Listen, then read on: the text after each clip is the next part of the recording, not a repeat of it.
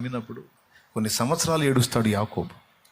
ఆ శ్రమను బట్టి కన్న కొడుకుని దుష్టమురగం తినేసిందని కొడుకులే అబద్ధం చెప్తారు. యోసేపుని అమ్ముకొని, యోసేపును ఐగుప్తు దేశానికి అమ్ముకొని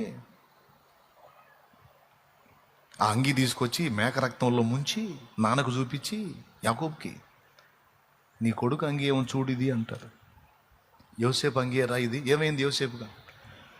ఏమో మాకేం తెలుసు, ఏ దుష్టమృగమో అన్ని తినేసినట్టుంది, ఈ అంగి దొరికింది తెచ్చామంట. ఉట్టిదే 20 తులాల వెండికి అమ్ముకున్నారు. ఏం ఎరగనట్టు తెచ్చి అబద్ధం ఆడతారు. ఎంత ఏడుస్తాడో.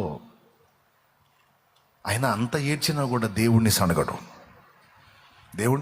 గొనగడు, దేవుణ్ణి వదలటం.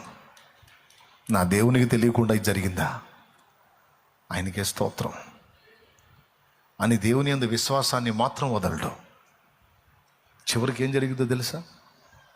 యాకోబు కుటుంబం అంతా కరువులో, 7 ఏళ్ల కరువులో చచ్చే స్థితి వస్తే ఆ ఐగుప్తుకు అమ్మబడిన యోసేపే ఈ కుటుంబం మొత్తానికి దిక్కయ్యేటట్టు దేవుడు చేస్తాడు. ఆ మాట యోసేపే చెప్తాడు, నా అన్నలారా మీరు బాధపడకండి, మీరు నాకు కీడు చేయాలని ఇది యోచించిరి, కానీ దేవుడు మన మేలు కోసం దీన్ని నిర్ణయించెను.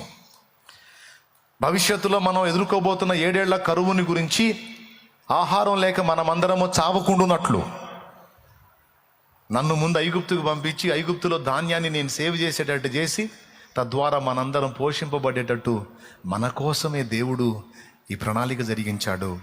మనం కీడు అనుకున్నాం, నేను కూడా అంతే అనుకున్నాను, నేను చాలా ఏడ్చుకున్నాను, కానీ నో ఇది కీడు కాదు, ఇది మేలు అని యోసేపు అంటాడు.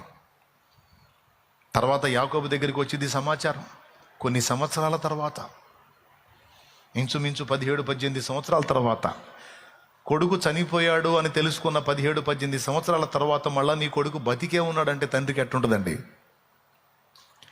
స్టన్ అయిపోతాడు యాకోబు. ఏంట్రా మీరు చెబుతుంది?